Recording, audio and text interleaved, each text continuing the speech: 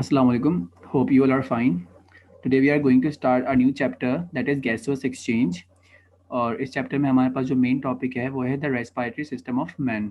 ठीक है, तो इस चैप्टर को आज हम स्टार्ट करते हैं.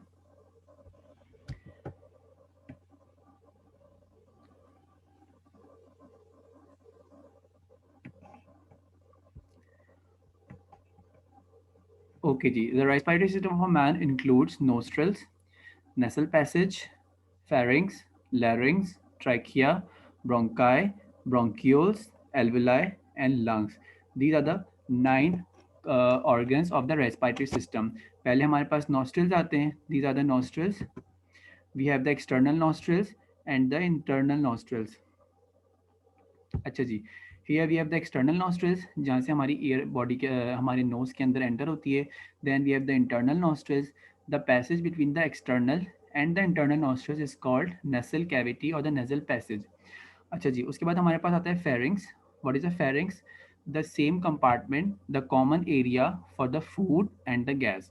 वो कॉमन एरिया जहाँ से फूड भी पास आउट होता है और हमारे पास हमारी एयर भी पास आउट होती है, उसको हम फेरिंग्स कहते हैं. Here is a pharynx. ठीक है, यहाँ से एयर एंटर हो रही है और यहाँ से फूड एंटर होता है. आफ्टर द फेरिंग्स, तो फेरिंग्स क्या हो गया हमारे पास? Pharynx is the common pathway for the entry of the food and the gas. Then we have the larynx. Larynx is the upper portion of the trachea. This is the trachea, which is also called the windpipe. ठीक है, trachea का upper part हमारे पास क्या कहलाता है? लैरिंग्स कहलाता है. ठीक है, जिसपे ग्लॉटिस और एपिग्लॉटिस मौजूद होती है. What is the function of epiglottis? Epiglottis function as the gateway. ठीक है, जब हम फूड जो है वो इनटेक करते हैं तो फूड के इनटेक की वजह से जो एपिग्लॉटिस है वो हमारे ट्रैकिया को बंद कर देती है ताकि फूड हमारे विंड पाइप में एंटर ना हो. ठीक है, और द ड्यूरिंग द इंस्पिरेशन या एक्सपिरेशन मतलब ब्रीथिंग के वक्त हमारी जो एपिग्लॉटिस है वो खुल जाती है ताकि एयर हमारे पास इजीली एंटर हो सके in the trachea. Then we have the bronchi, bronchiole. What is the bronchi? The division of the trachea.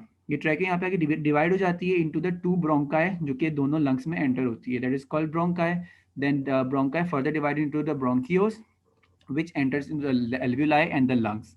Okay, what is the respiratory system? The respiratory system is an oxygen delivery system. It provides the oxygen to the human body.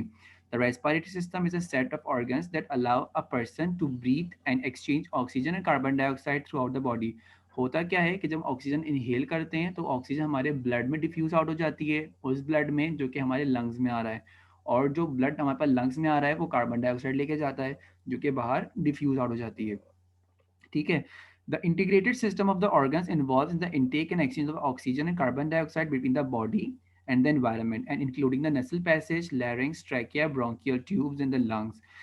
तो ये एक तरह से integrated system है जिसमें बहुत सारे organs involve होते हैं ताकि ऑक्सीजन और कार्बन डाइऑक्साइड की गैसों से एक्सचेंज करवा सके. वो सारे ऑर्गन्स जिसका नाम मैंने आपको बताया, larynx, pharynx, trachea, bronchi, bronchioles, alveoli and the lungs.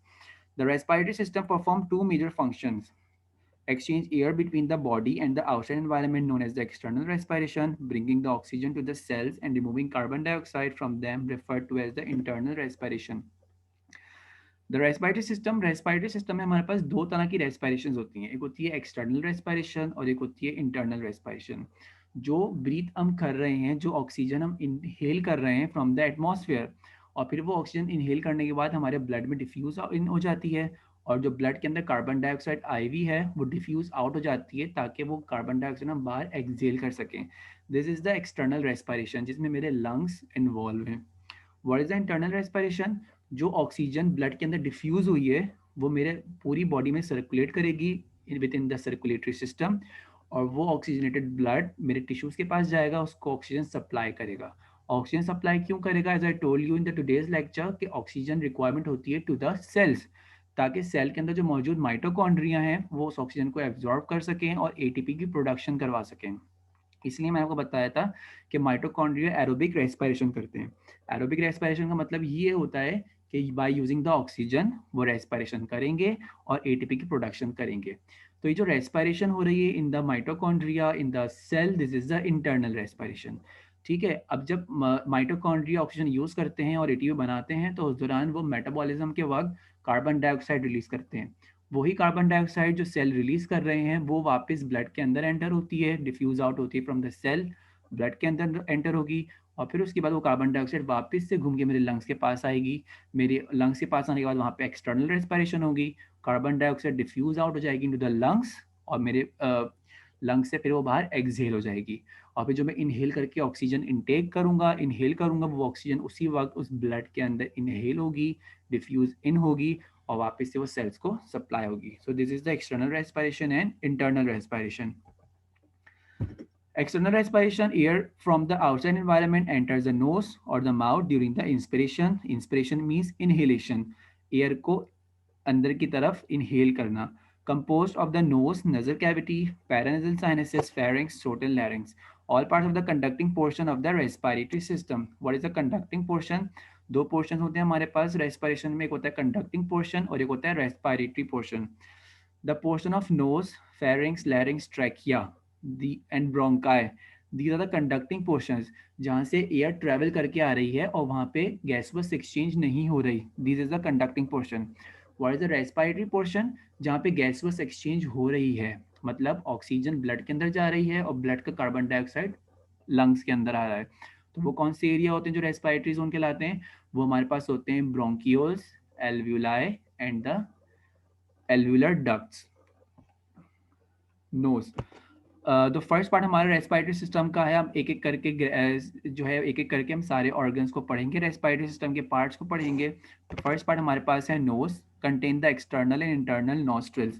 This is a nose जो कि एक्सटर्नल नॉस्ट्रिल्स यहाँ पर हैं, ये एक पैसेज कवर करेगा और फिर यहाँ पे इंटरनल नॉस्ट्रिल्स आ जाएंगे. तो एक्सटर्नल नॉस्ट्रिल्स और इंटरनल नॉस्ट्रिल्स के बीच का जो एरिया होगा उसको हम नेजल पैसेज कहेंगे. Nose contain the cilia which is responsible for the filtering out the falling foreign bodies. Nose के अंदर हमारे पास cilia होते हैं. What is a cilia? A thread like structure, a hair like structure. ठीक है, hairs are present in the nose which prevent the foreign particles and filtering out them. वो उनको filter out करती है, उनको एंटर होने से रोकती है हमारे गैसवस एक्सचेंज के वक्त और हमारे entry of the respiratory system में. तो जब हमारे पास कोई एयर एंटर होती है into the lungs from the nose, तो नोज क्या करती है, जो एयर में मौजूद पार्टिकल्स होते हैं, फॉरेन पार्टिकल्स होते हैं, डस्ट पार्टिकल्स होते हैं या जर्म्स वगैरह होते हैं, उनको प्रिवेंट करती है एंटर होने से और उनको वहीं रोक देती है. Okay. Internal ears means internal nostrils. External ears means external nostrils. What is nasal conchia? A nasal conchia is the area between the external and internal nostrils, which is also called nasal passage. Provides an airway for the respiration. Moisten and warms the entering air. Filter and cleans the inspired air. Resonating chambers for speech. Detect odor in the air stream. Nose क्या करती है? Moisture and warms the entering air. जो enter हमारे nose के जरिए enter हो रही है इन आवर रेस्पिरेटरी सिस्टम, ये उसको मॉइस्ट करती है, ह्यूमिडिफाइड करती है, मीन्स उसमें वाटर ऐड करती है और उसको वार्म करती है, गर्म करती है. Filters and clean inspired air. जो एयर हम इंस्पायर्ड कर रहे हैं, इनहेल कर रहे हैं, उसको फिल्टर करती है, उसको क्लीन करती है with the help of cilia, hair like structures. Resonating chambers for speech, और हमें स्पीच में हेल्प करती है, स्पीकिंग में हेल्प करती है. अगर हम अपनी नाक बंद करके बोलेंगे तो हमारी स्पीच की वॉइस चेंज हो जाएगी. ठीक है, वजह उसकी यही होती है कि जो एयर होती है वो हमें हेल्प करती है in the speech. Detects order in the air stream, और ऑर्डर्स, स्मेल्स वगैरह को भी डिटेक्ट करती है. Then we have the pharynx. Pharynx is the common space used by both the respiratory and digestive system. Pharynx जो है वो common passage way होता है. Here is a pharynx जो कि common passage way है. माउथ से फूड एंटर होगा और नोज से एयर एंटर होगी, तो वो कॉमन पैसेज में जाएगी pharynx में. Commonly called the throat, इसको हम थ्रोट भी कहते हैं, जिसको हम हलक कहते हैं. Two openings, one for the trachea and one for the oesophagus. यहाँ पे दो ओपनिंग होती हैं, एक ट्रैकिया के लिए ताकि एयर एंटर हो सके और एक इसोफेगस के लिए ताकि फूड एंटर हो सके. Walls are lined by the mucosa and contain skeletal muscles that are primarily used for swallowing. जो फेरिंग्स की वॉल्स होती हैं, मतलब जो फेरिंग्स के एरिया में जो वॉल्स हैं उसके पास म्यूकोसा होता है. What is mucosa? A mucus, a slimy fluid, normally जिसको हम बलगम भी कहते हैं. That is a mucosa, a slimly fluid, जो कि लाइन करता है हमारे फेरिंग्स को. उसका काम ये होता है कि वो उस एरिया को वेट रखता है और अगर कोई dust particles in case enter हो जाते हैं फ्रॉम आवर नोज और द माउथ, तो वो उसको पार्टिकल्स को ट्रैप कर लेता है, अपने पास स्टिक आउट कर लेता है. That's why we have the cough reflex. कभी कभी ऐसा होता है पॉल्यूटेड एयर में, अगर हम ब्रीथिंग कर रहे होते हैं या किसी डस्ट पार्टिकल वाले एरिया में अगर हम सांस ले रहे होते हैं, तो डस्ट पार्टिकल्स हमारे नोज और माउथ के जरिए एंटर हो जाते हैं, जिसकी वजह से वो स्टिक हो जाते हैं इन दिस म्यूकोसा. ठीक है, म्यूकोसा लाइनिंग में. तो उसी वजह से हमारे पास जैसे वो स्टिक होते हैं हमें एकदम से कफ रिफ्लेक्स आता है और हमें एकदम से खांसी हो जाती है। इसके अलावा they contain the skeletal muscles which are primarily used for the swelling. Pharynx also contain the skeletal muscles, कुछ मसल्स भी वहाँ मौजूद होते हैं जो कि स्वेलिंग में हेल्प करते हैं, मीन्स खाने को नीचे उतारने में हेल्प करते हैं। Flexible lateral walls are distensible in order to force the swallowed food into the oesophagus. The pharynx is flexible, कि फ्लेक्सिबल होता है, इलास्टिक होता है ताकि फूड इजिली स्वेलो हो सके from the oesophagus. Three section of the pharynx, pharynx के three section होते हैं, नेजोफेरिंग्स, ओरोफेरिंग्स और लेरिंजोफेरिंग्स। दिस इज द नेसोफेरिंग्स, ठीक है, वो एरिया जो कि मेरे पैलेट से ऊपर है। What is a palate? वो एरिया जो कि मेरे नोज के एरिया को, नेजल पैसेज को और मेरे माउथ के एरिया को सेपरेट करता है, दिस इज कॉल्ड पैलेट। तो जो पैलेट के ऊपर मौजूद है area, this is a nasopharynx. जो एरिया यहाँ मौजूद है जहाँ से फूड एंटर हो रहा है, this is called oropharynx. And the area which is deep to these areas are called laryngopharynx, जो कि लेरिंग्स के पास है। लैरिंग्स क्या होता है? फेरिंग्स के बाद वाला जो स्ट्रक्चर होता है उसको हम लैरिंग्स कहते हैं, इसलिए जो लैरिंग्स के पास एरिया होगा फेरिंग्स का उसको हम लेरिंजोफेरिंग्स कहेंगे। Okay, what is larynx? After the nose pharynx, the third part of the respiratory system we have is the larynx. Larynx is a voice box. जो हमारी रेजोनेंस प्रोड्यूस होती है, वॉइस प्रोड्यूस होती है, वो हमारी लैरिंग से प्रोड्यूस होती है। Epiglottis is attach at the top of the trachea which closes the glottis while opening the food. This is the epiglottis, okay, which closes the trachea. This is the larynx. This full structure is larynx. This is the trachea and this is the epiglottis. तो ये epiglottis क्या करती है? हमारे trachea को बंद करती है जिस टाइम हम फूड को स्वेलो कर रहे होते हैं, ताकि फूड पार्टिकल्स या फूड सब्सटेंसेस हमारे एयरवेज में एंटर ना हो सकें। Conduct the air into the lower respiratory tract. लैरिंग्स जो है वो हमारे पास एयर को ट्रांसपोर्ट करती है from the pharynx to trachea. Produces sound, it produces sound, जो हम बोलते हैं, हम स्पीच करते हैं, हमारा जो साउंड निकलता है वो लैरिंग्स से निकलता है। Supported by the framework of 9 pieces of cartilages that are held in place by the ligaments and muscles. Larynx के पास 9 पेयर्स ऑफ कार्टिलेजेस होते हैं, 9 pieces of cartilage. What is a cartilage? A flexible material. ये जो आपका year loop बना हुआ है, जो आपकी नोज बनी हुई है, कार्टिलेज से बनी हुई है। तो cartilage is a flexible material which allow the movement of organs, ठीक है। तो कार्टिलेज प्रेजेंट होते हैं, हियर इज अ कार्टिलेज। एक कार्टिलेज ये है, एक कार्टिलेज ये है, इसके पीछे कुछ कार्टिलेजेस होते हैं। तो इन कार्टिलेज के आपको अभी नाम याद नहीं रखने हैं। We have the thyroid cartilage, coracoid cartilage, cricoid cartilage, arytenoid cartilage. Different types of cartilage are present, about 9 cartilages are present in the larynx. अच्छा जी, then we have trachea, a flexible tube also called the windpipe, 10 to 12 centimeter long and 2.5 centimeter diameter. Trachea जो है वो एक flexible tube होती है जिसको हम विंड पाइप भी कहते हैं। वाई? क्योंकि इसमें से विंड एंटर होती है into the lungs.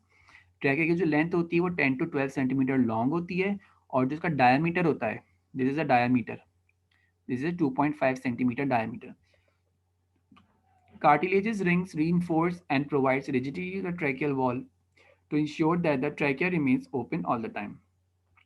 Cartilages are present. Rings like cartilage, you can see here, rings like cartilages are present, which prevent the trachea from collapsing because trachea is a made up of smooth muscles, ठीक है, ये बहुत soft होती है। तो इसीलिए इसके ऊपर रिंग्स होते हैं कार्टिलेज के, जो कि उसको कोलैप्स होने से बचाते हैं, मीन्स उसको पिचकने से बचाते हैं, उसको दबने से बचाते हैं। तो इन केस अगर आपका कोई गला दबा देता है या कोई गला पकड़ लेता है तो आपका ट्रैकिया कोलैप्स नहीं करता, because you have these cartilages. You can also feel these rings cartilage in your neck. अब अपने नेक पे अगर इसको फील करें तो आपको कार्टिलेजेस रिंग्स महसूस होंगे। Or at the level of sternal angle, the trachea bifurcates into the two smaller tubes called the right and the left bronchi. Okay, the trachea descends down and divides into two bronchi. One goes into the left lung and one goes into the right lung. What is the sternal angle? We have the sternum bone in the front of the body, thorax, thorax से आगे जो हमारे पास एक bone होती है जिसको हम chest bone भी कहते हैं, स्टर्नम भी कहते हैं, उस लेवल पर ये ट्रैकिया डिवाइड होता है इनटू द ब्रोंकाई। एक लेफ्ट ब्रोंकाई और एक right bronchi. Right bronchi right lung में चली जाती है, लेफ्ट ब्रोंकाई लेफ्ट लंग में चली जाती है। Each primary bronchus projects laterally towards the each lung. हर एक जो ब्रोंकाई प्रोड्यूस हुआ है, डिवाइड हुआ है फ्रॉम द ट्रैकिया, वो दोनों लंग्स में एंटर हो जाता है। Okay, what is a bronchi? Bronchi is a division of trachea. Each bronchus, primary bronchi, enters in the lungs. This is the larynx. Then we have trachea. Trachea के ऊपर सी shape cartilages rings आपको नजर आ रहे होंगे. Then the division of the trachea makes two primary bronchi. दो primary bronchi बनाते हैं जो कि लंग्स के अंदर एंटर हो जाते हैं. Further divided into bronchioles. After the entering of the bronchi into the lungs, bronchi divide होते हैं फर्दर, और जो डिवीजन होती है उनकी हम उनको कहते हैं bronchioles. Then convert into the terminal bronchioles which opens in the thin walled sac like structure called alveoli. Okay होता क्या है कि ट्रैकिया हमारे पास आया, वो बाइफरकेट हुआ, मींस डिवाइड हुआ इनटू द प्राइमरी ब्रोंकाई. दो ब्रोंकाई में, एक राइट ब्रोंकाई एक left bronchi. Left bronchi enter हो जाएगा ए राइट लंग में, लेफ्ट ब्रोंकाई एंटर हो जाएगा लेफ्ट लंग में.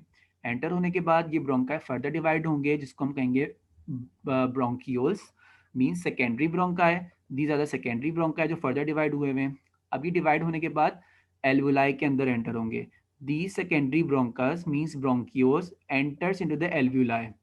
जब वो alveoli के अंदर एंटर होंगे तो उनको हम कहेंगे tertiary या terminal bronchi, which opens in the thin walled sac like structure called alveoli, जो कि alveoli के अंदर ओपन हो जाएंगे. What is the alveoli? अभी नेक्स्ट में पढ़ते हैं. alveoli are the small sacs like structure, बोरी जैसे स्ट्रक्चर होते हैं जिसमें गैसोस एक्सचेंज होती है. अच्छा जी. Lungs. Each lung has a conical shape. Its wide concave base rests upon the muscular diaphragm. हर एक लंग का जो शेप होता है वो कॉनिकल होता है. कॉनिकल मीन्स एक साइड से नैरो और एक साइड से बहुत फैला हुआ. ठीक है, like this. These are the lungs. एक साइड से नैरो हैं और एक साइड से बहुत फैले हुए हैं. मतलब एक साइड पे पॉइंटेड एरिया है, एक साइड पे पॉइंटेड एरिया नहीं है, इसलिए इसको हम कॉनिकल शेप कहते हैं. They rest on the diaphragm. What is a diaphragm?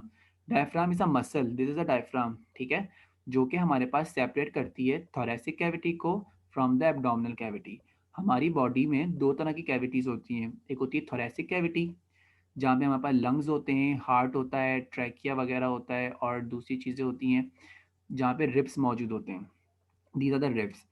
और फिर और इस एरिया से जो नीचे वाला एरिया होता है जहाँ पे स्टमक होगा, यहाँ लिवर होगा, यहाँ पे हमारे पास स्प्लीन होगा, यहाँ पे ईसोफेगस भी कंटिन्यू हो रहा होगा, उस एरिया को हम कहते हैं एब्डोमिनल कैविटी. तो थोरेसिक कैविटी और एब्डोमिनल कैविटी को सेपरेट कौन करता है? एक मसल सेपरेट करता है जो एक वॉल बनाता है जिसको हम कहते हैं diaphragm, which is a dome shape structure. उसका स्ट्रक्चर होता है डोम जैसा, मीन्स अ टाइप ऑफ गुम्बद. ठीक है, जिस तरह मस्जिद की गुम्बद होती है इस तरह उसका शेप होता है डोम शेप डायफ्राम का स्ट्रक्चर. तो लंग्स जो है वो रेस्ट करते हैं ओवर द डायफ्राम. डायफ्राम के ऊपर रेस्ट कर रहे होते हैं. Both lungs are bordered by the thoracic wall anteriorly, laterally and posteriorly and supported by the rib cage. दोनों जो lungs होते हैं हमारे पास वो protected होते हैं inside the rib cage, thoracic wall. जो ribs हमारे पास होती हैं, here are the ribs. जो ribs हैं, this forms the rib cage और thoracic wall जिसके अंदर हमारे lungs protected होते हैं. Each lung is covered by two layer membrane called pleural membrane. हमारे बॉडी के अंदर जितने भी ऑर्गन्स मौजूद होते हैं सबके बाहर एक डबल लेयर मेम्ब्रेन होती है जो कि कनेक्टिव टिश्यू से बनी हुई होती है. ठीक है, तो हर जो मेम्ब्रेन होती है उसके अलग अलग नाम होते हैं. लाइक इन द हार्ट की चारों तरफ जो मेम्ब्रेन होती है उसको हम क्या कहते हैं? पेरिकार्डियम. किडनी की चारों तरफ जो मेम्ब्रेन होती है उसको हम कहते हैं पेरिटोनियम मेम्ब्रेन. जो लंग्स की चारों तरफ मेम्ब्रेन होती है उसको हम कहते हैं प्लूरल मेम्ब्रेन. इसी तरह से जो ब्रेन के चारों तरफ हमारे पास मेम्ब्रेन होती है उसको हम कहते हैं मेनिंजेस. तो like wise this lungs have the double layer membrane जिसको हम कहते हैं pleural membrane. Relatively broad rounded surface is contact with the thoracic wall is called the costal surface of the lungs. जो राउंडेड बॉर्डर होता है lungs का उसको हम कहते हैं कॉस्टल सरफेस. ये जो लंग्स का राउंडेड बॉर्डर है this is the costal surface जो बाहर वाला एरिया है. ठीक है, और जो नीचे वाला एरिया होता है उसको हम कहते हैं diaphragmatic surface. This the rounded area of the lungs, ये वाला और ये वाला, this is called costal surface. और जो नीचे वाला एरिया है जो डायफ्राम के साथ कनेक्टेड है, डायफ्राम के ऊपर जो रेस्ट कर रहा है लंग्स का एरिया उसको हम कहते हैं diaphragmatic surfaces. lungs divided left lung and right lung. We have two lungs in the left side and the right side. Left lung divided into two lobes by the oblique fissure, smaller than the right lung. Cardiac notch accommodates the heart. जो हमारे पास left lung होता है like this one is a left lung. इसमें हमारे पास दो lobes होते हैं, एक ऊपर वाला लोब और एक नीचे वाला लोब. ठीक है, you can see this line. ठीक है, ये वाली लाइन हमारे पास सेपरेट करती है लंग्स को into the upper lobe and the lower lobe. ठीक है, दो लोब्स होते हैं मतलब दो सेगमेंट्स होते हैं लंग्स के. Smaller than the right lung, ये राइट लंग से थोड़ा सा स्मॉल होता है, राइट वाला लंग थोड़ा बड़ा होता है, ये वाला लंग थोड़ा छोटा होता है। उसकी वजह क्या होती है? क्योंकि इस वाले लंग के पार्ट हार्ट मौजूद होता है। Cardiac notch accommodates the heart. Left lung के पास हमारे पास कार्डियक नॉच होती है, this is the cardiac notch, जो आपको एक कटेड सेगमेंट नजर आ रहा होगा, जो कि राइट लंग में मौजूद नहीं है, लेफ्ट लंग में मौजूद है। तो उसको हम कार्डियक नॉच कहते हैं। क्यों? क्योंकि यहाँ पे हार्ट मौजूद होता है, this is the space of the heart, यहाँ पे हार्ट मौजूद होगा, that's why left lung has the cardiac notch. Right lung divide into three lobes by the oblique and horizontal fissure. Right lung के पास तीन लोब्स होते हैं। एक ये वाला लोब है जो कि ये लाइन डिवाइड कर रही है, upper lobe. Then we have middle lobe जो कि ये वाली लाइन डिवाइड कर रही है ऐसे, ठीक है। और then we have the lower lobe जो कि ये वाला लोब है। तो तीन लोब हो गए, दो लाइंस हो गई, एक ये वाली लाइन और एक ये वाली लाइन, जिसकी वजह से एक अपर वाला लोब है, एक मिडल लोब है और एक लोअर लोब है। This is the animated video image of the lungs, कि किस तरह लंग्स जो है वो इन्फ्लेट करते हैं और एक्सपेंड करते हैं और कॉन्ट्रैक्ट करते हैं, ठीक है। Okay, what is the alveoli? They are the actually respiratory surface. Alveoli are the main respiratory surface. Alveoli ही वो respiratory surface होते हैं जहाँ पे gaseous exchange होती है. Site for the gaseous exchange, human lungs have 300 million alveoli in both the lungs. दोनों lungs में हमारे पास 300 million alveoli होते हैं। इसका मतलब जो lungs हैं वो alveoli से ही बने हुए हैं। lungs में कोई खाली space मौजूद नहीं है, but lungs have the small globular sac-like structure. Sac means बोरी, बोरी लाइक स्ट्रक्चर होते हैं, that is called alveoli. About 300 million alveoli is present both the lungs. Thickness is 0.0025 millimetre. जो एल्वुलाई की थिकनेस होती है वो 0.0025 मिलीमीटर होती है, उनका डायमीटर कितना होता है? 0.2 millimetre. Alveoli are covered internally by the layer called surfactant. Alveoli are supplied by the blood capillaries. Alveoli and alveolar capillaries are highly compliance. Alveoli जो है वो कवर्ड होते हैं बाय द सर्फेक्टेंट, बिकॉज यहाँ पे गैसोस एक्सचेंज होनी है, तो गैसोस एक्सचेंज की वजह से कहीं ऐसा ना हो कि एल्वुलाई कोलैप्स कर जाए, इसलिए एल्वुलाई के इंटरनल लाइनिंग पे एक फ्लूइड होता है जो कि उसको सरफेस एरिया को रिड्यूस करने में हेल्प करता है, सरफेस टेंशन को रिड्यूस करने में हेल्प करता है, और वो फ्लूइड उसको लाइन करता है, दैट इज कॉल्ड सर्फेक्टेंट, ताकि गैसोस एक्सचेंज आसानी से हो सके, ठीक है। अगर फॉर एग्जाम्पल हम गैसोस एक्सचेंज कर रहे हैं फ्रॉम द माउथ, तो हमारे माउथ में भी सलाइवा मौजूद है, ठीक है, जो कि हमारे पास गैसोस एक्सचेंज में हेल्प कर रहा है। तो जब हमारा हलक खुश्क होता है तो हमसे सांस नहीं ली जाती, क्यों? क्योंकि हमारा हलक खुश्क हो चुका होता है, सलाइवा मौजूद नहीं होता, that's why we drink the water, ताकि हलक जो है हमारा वो वेट हो जाए। तो ये जो वेट होने की सलाहियत है ये हेल्प करती है गैसोस एक्सचेंज में, ताकि गैसोस एक्सचेंज आसानी से हो सके। So this layer of the fluid is called surfactant, which is present in the internal lining of the alveoli, ताकि gaseous exchange आराम से हो सके। Alveoli are supplied by the blood capillaries. Alveoli के पास blood capillaries होती हैं। Alveoli and alveolar capillaries are highly compliant, मतलब इनके पास सलाहियत होती है कि फूल भी सकती हैं और constrict भी हो सकती हैं। These are capillaries. Okay, this is the when जो कि हमारे पास आ रही है, pulmonary vein from the heart. याद होगा आपको, हार्ट में मैंने पढ़ाया था पल्मोनरी वेन आती है हार्ट से, वो आती है एल्वुलाई के पास। एल्वुलाई के पास आने के बाद वहाँ पे आएगी, वहाँ गैसवस एक्सचेंज होगी, जो इनहेल मैंने एयर करी है उसकी ऑक्सीजन इस ब्लड के अंदर चली जाएगी, और जो इस एल्वुलाई में कार्बन डाइऑक्साइड आने वाला है वो इस ब्लड में चला जाएगा, ठीक है, और ये फिर ऑक्सीजनेटेड हो जाएगा, और जो कार्बन डाइऑक्साइड में ब्लड में आया है वो इस एल्वुलाई में आ जाएगा, और एल्वुलाई के जरिए वो वापस से उसी पाथवे से होता हुआ बाहर चला जाएगा, और मेरे माउथ से एक्सहेल हो जाएगा, मेरे नोज से एक्सहेल हो जाएगा। Surfactants, substance which internally lines the alveolar epithelium, which makes the moist surface area. Surfactant is a substance, a fluid, which internally lines the alveoli. This is the alveoli, ठीक है, और इसको internally line कौन कर रहा है? ये surfactant. ये लाइट ब्लू कलर की जो लेयर आपको नजर आ रही है, दिस इज अ सर्फेक्टेंट, जो कि इसको इंटरनली लाइन करता है ताकि इजीली हमारे पास गैसवस एक्सचेंज हो सके, ठीक है। एल्वुलर टाइप 2 सेल्स, एल्वुलर में दो तरह के सेल होते हैं, एल्वुलर टाइप 1 सेल्स और एल्वुलर टाइप 2 सेल्स। तो एल्वुलर टाइप 2 सेल्स की बात, ये प्रॉपर्टी होती है कि वो सर्फेक्टेंट को रिलीज करें, ठीक है, which makes the moist surface area. Surfactant also reduces the surface tension, allow the easy diffusion of oxygen and carbon dioxide. Surfactant जो है वो reduce करता है surface tension को। सरफेस टेंशन क्या होती है? हर सरफेस पे एक टेंशन होती है जो कि उसको कोलैप्स करने की कोशिश करती है, ठीक है। तो सरफेस टेंशन को कम करता है और अलाउ करता है diffusion of oxygen and carbon dioxide को, ताकि एयर में से ऑक्सीजन एंटर हो सके ब्लड के अंदर, और ब्लड में से कार्बन डाइऑक्साइड एंटर हो सके इनटू द एल्वुलाई। अच्छा जी, एक्सचेंज ऑफ गैसेस यहाँ पे होती है। अब यहाँ पे ज़रा देखें, यहाँ पे हमारे पास एल्वियोलाई है, ठीक है, और एल्वियोलाई के चारों तरफ ब्लड कैपिलरीज हैं, सही है। अब एयर एंटर हुई with the concentration of oxygen, उस एयर के अंदर ऑक्सीजन की कंसंट्रेशन ज़्यादा है। अब क्या होगा, जो ब्लड कैपिलरीज आ रही होंगी उसमें ऑक्सीजन ब्लड होगा डीऑक्सीजनेटेड। ब्लड कैसा होगा, deoxygenated, that's why it coloured blue. अब डीऑक्सीजनेटेड ब्लड आएगा, आने के बाद जब वो यहाँ पर आएगा तो एल्वियोलाई की ऑक्सीजन डिफ्यूज कर जाएगी इनटू द ब्लड कैपिलरीज। ये जो एयर अंदर एंटर हुई थी मेरे लंग्स के, और जो एल्वियोलाई के अंदर एंटर हुई है उसमें ऑक्सीजन की कंसंट्रेशन ज़्यादा होती है, और जो ब्लड यहाँ पे आया उसके अंदर ऑक्सीजन की कंसंट्रेशन बिल्कुल कम होगी, उसमें कार्बन डाइऑक्साइड ज़्यादा होगी। तो होगा क्या, एल्वियोलाई की जो एयर है उसका ऑक्सीजन इस ब्लड के अंदर चला जाएगा, और जो इस ब्लड के अंदर मौजूद कार्बन डाइऑक्साइड है वो एल्वियोलाई के अंदर चला जाएगा सारा, ताकि कार्बन डाइऑक्साइड बाहर मूव कर जाए उसी सेम पाथवे से जिस सेम पाथवे से हमारे पास ऑक्सीजन हमारे लंग्स में एंटर हुई है, और फिर वो कार्बन डाइऑक्साइड बाहर एक्सहेल कर देते हैं हम लोग, बाहर एक्सपायर कर देते हैं, ठीक है। उसके बाद क्या होता है कि जो हमारे पास ब्लड आया था वो ऑक्सीजनेटेड हो जाएगा, उसके अंदर ऑक्सीजन आ जाएगी, और वापस से चला जाएगा पल्मोनरी वेन के जरिए into the heart.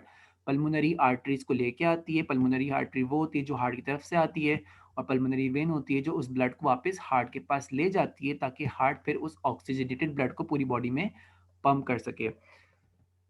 Okay, pleural membrane. The outer surface of each lungs and the adjacent internal thoracic wall are lined by the serous membrane called the pleural membrane. तो pleural membrane हमको क्या बताइए कि जो हमारे lungs को externally like cover करती है उसको हम प्लूरल मेम्ब्रेन कहते हैं। प्लूरल मेम्ब्रेन की दो लेयर्स होती हैं, एक होती है विसरल प्लूरा और एक होती है parietal pleura. Here we have the diagram of the lungs. यहाँ पे हमारे पास दो प्लूरा हैं, जो आउटर आपको नजर आ रही है blue lining, this is the pleura. Pleura की दो लेयर्स होती हैं, एक होती है विस्लर प्लूरा और एक होती है पैराइटल प्लूरा। जो लेयर हमारे लंग्स के साथ अटैच होगी उसको हम कहेंगे विसरल प्लूरा, ठीक है। जो लेयर हमारे लंग्स के साथ अटैच है उसको हम कहेंगे विसरल प्लूरा, और जो लेयर विसरल प्लूरा के बाहर मौजूद है और जो अटैच हुई है विद द थोरेसिक वॉल हमारे रिब्स के साथ उसको हम कहेंगे पैराइटल प्लूरा, ठीक है। यहाँ पे आपको नजर आओगे दो लंग्स हैं, ट्रैकिया या ट्रैकिया बाइफरकेट हुआ into the primary bronchi, bronchi के बाद वो डिवाइड हुआ further into the secondary bronchi जिसको हम ब्रोंक्यूल भी कहते हैं। वो ब्रोंक्यूल फिर डिवाइड हो जाएंगे इनटू द टर्शरी ब्रोंक्यूल जो कि एंटर होंगे इनटू द एल्वुलाई। यहाँ पे हमारे पास एल्वुलाई मौजूद है जिसके अंदर ब्रोंक्यूल्स एंटर हो रहे हैं, और उस एल्वुलाई के पास ब्लड कैपिलरीज आ रही हैं जो कि गैसवस एक्सचेंज करवाती हैं।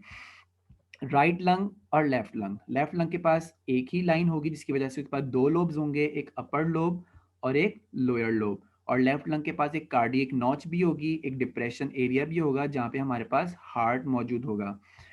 राइट लंग के पास हमारे पास दो लाइंस होंगी जिसको हम फिस्चर्स भी कहते हैं, एक अपर लाइन और एक लोअर लाइन, जिसकी वजह से जो राइट लंग है वो डिवाइड हो जाएगा into the upper lobe, middle lobe and the lower lobe. तो तीन लोब्स होते हैं राइट लंग में, दो लोब्स होते हैं हमारे पास लेफ्ट लंग में।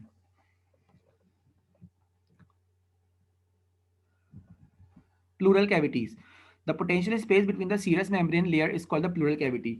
जो दो मेम्ब्रेनस लेयर थी हमारे पास, एक विसरल लेयर विस्लर प्लूरा और एक पैराइटल प्लूरा जो बाहर की तरफ थी, उन दोनों लेयर्स के बीच में एक एरिया होता है, एक खाली एरिया होता है, उसको हम कहते हैं प्लूरल कैविटी, जिसके अंदर हमारे पास फ्लूइड होता है जिसको हम कहते हैं प्लूरल फ्लूइड। तो वो प्लूरल फ्लूइड लुब्रिकेशन प्रोवाइड करता है हमारे लंग्स को, ताकि हमारे लंग्स इजिली एक्सहेल के वक्त जो है वो एक्सपेंड हो सकें, और इनहेल के वक्त इजिली एक्सपेंड हो सकें, और एक्सहेल के वक्त इजिली कॉन्ट्रैक्ट हो सकें। The pleural membrane produces a thin serous pleural fluid that circulates in the pleural cavity and acts as a lubricant, ensuring minimal frictional during the breathing.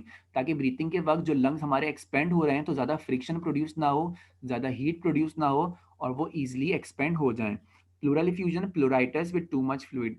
एक disease होती है हमारे पास pleural effusion, उसमें क्या होता है जो प्लूरल कैविटी होती है इसके अंदर प्लूरल फ्लूइड जो है बहुत ज़्यादा बढ़ जाता है, और प्लूरल मेम्ब्रेन की जो है वो इन्फ्लेमेशन हो जाती है। मैंने आपको बताया था किसी भी चीज़ की इन्फ्लेमेशन होती है उसके आगे आइटिस लगता है।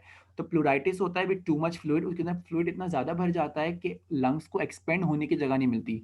जब लंग्स को एक्सपेंड होने की जगह नहीं मिलेगी तो हमें सांस लेने में प्रॉब्लम होती है, जिसकी वजह से हमारी प्लूरल इफ्यूजन हो जाती है। इस प्लूरल इफ्यूजन को हम नमूनिया भी कहते हैं, क्योंकि नमूनिया में हमारे पास नमूनिया और प्लूरल इफ्यूजन थोड़ी सी डिफरेंट है। नमूनिया में होता क्या है कि हमारे एल्वुलाई के अंदर फ्लूइड जमा हो जाता है, एल्वुलाई के अंदर तो फ्लूइड जमा हो जाएगा, या फिर ब्लड एक्यूमुलेट हो जाएगा, तो उसको हम नमूनिया कहते हैं। But pleural effusion is different. Pleural effusion में क्या होता है कि more fluid is accumulates in the pleural cavity.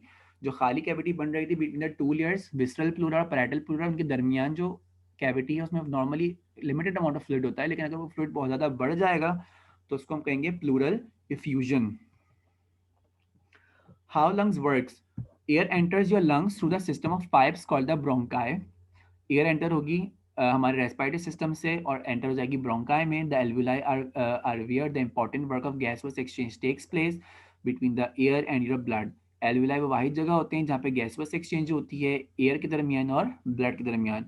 Coverings each alveolus is a whole network of little blood vessels called capillaries. उन ब्लड वेसल्स को हम कैपिलरीज कहते हैं। It is important that the air in the alveoli and the blood in the capillaries are very close together so that the oxygen carbon dioxide can move between them. ये बात ज़रूरी है कि alveoli के चारों तरफ जो ब्लड कैपिलरीज मौजूद हैं उनका डिस्टेंस कम हो और वो आपस में बिल्कुल करीब हों, चुपके भी हों, जिसकी वजह से डिफ्यूजन ईजिली हो सके। एल्वुलाई का ऑक्सीजन आराम से हमारे ब्लड में जा सके और ब्लड का कार्बन डाइऑक्साइड आराम से वापस से एल्वुलाई में जा सके। When you breathe in, air comes down the trachea and through the bronchi into the alveoli. जब हम ब्रीथ इन करते हैं, इंस्पायरेशन करते हैं और एयर को इनहेल करते हैं, तो एयर हमारे पास एंटर होती है ट्रैकिया के जरिए, ब्रोंकाई के जरिए इनटू द एल्वुलाई.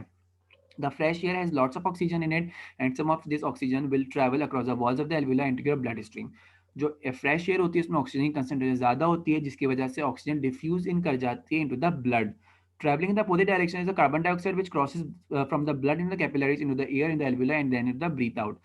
इसी तरह से एक अपोजिट फंक्शन भी होता है। जो ऑक्सीजन हमारे पास एंटर हुई है ब्लड के अंदर, इसी तरह से ब्लड का जो कार्बन डाइऑक्साइड होगा वो वापस से एंटर हो जाएगा इनटू द एल्वुलाई ताकि वो बाहर एक्सहेल हो जाए।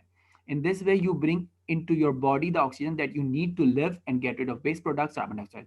इसी तरह से जो आपकी बॉडी को रिक्वायरमेंट होती है ऑक्सीजन की वो भी फुलफिल हो जाती है और जो आपकी बॉडी को रिक्वायरमेंट नहीं होती कार्बन डाइऑक्साइड की वो भी बाहर एक्सहेल कर जाती है।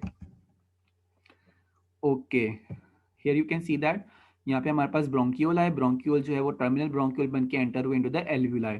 एल्वुलाई में एयर स्पेसेस होंगी और चारों तरफ ब्लड कैपिलरीज होंगे, इनको हम कैपिलरी बेड भी कहते हैं। ठीक है, इन कैपिलरीज में ब्लड आ रहा होगा। अभी जो ब्लू वाली वेन है ये हमारे पास लेके आएगी डीऑक्सीजनेटेड ब्लड। ठीक है, this is pulmonary artery, sorry this is pulmonary artery जो कि ब्लड लेके आएगी डीऑक्सीजनेटेड फ्रॉम द हार्ट। यहाँ पे आने के बाद ब्लड ऑक्सीजनेटेड हो जाएगा और ये रेड वाली जो है ये पल्मोनरी वेन है, ये वापस से ऑक्सीजनेटेड ब्लड को साथ ले जाएगी। Functions of respiratory system. Respiratory के फंक्शन क्या है? Supplies the body with the oxygen and dispose of carbon dioxide. ये बॉडी को ऑक्सीजन सप्लाई करती है और उससे कार्बन डाइऑक्साइड वापस से ले जाती है। फिल्टर्स इंस्पायर्ड एयर, जो हम एयर इंस्पायर्ड कर रहे हैं उसको भी फिल्टर करेगी और वो कौन करेगी? नोज करेगी with the help of cilia. Produces sound, sound produce करता है respiratory system by the larynx. Contain the receptors for the smell. Respiratory system also contain the receptor जो कि हमें स्मेल में हेल्प करते हैं।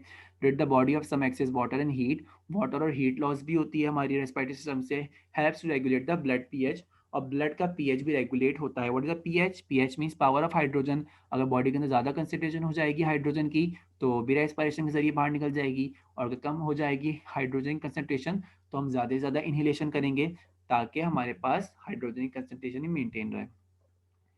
ब्रीथिंग क्या होती है? Breathing is a simple process of inhalation और एक्सहेलेशन। पल्मोनरी वेंटिलेशन भी कहते हैं। इसमें दो साइकिल्स होती हैं। इनहेलेशन मतलब जो एयर है उसको इनहेल करना, इंस्पायर करना, draw the gases into the lungs, और ताकि ऑक्सीजन बॉडी को सप्लाई हो सके, एल्वुलाई में ऑक्सीजन एंटर हो सके। What is exhalation? Allow also called the expiration, forces gas out of the lungs, ताकि जो गैस है उसको लंग्स से वापस निकाल सकें। कौन सी गैस? जिसमें कार्बन डाइऑक्साइड आ चुका है, अब वो वापस से एक्सहेल कर सकें। This is called exhalation.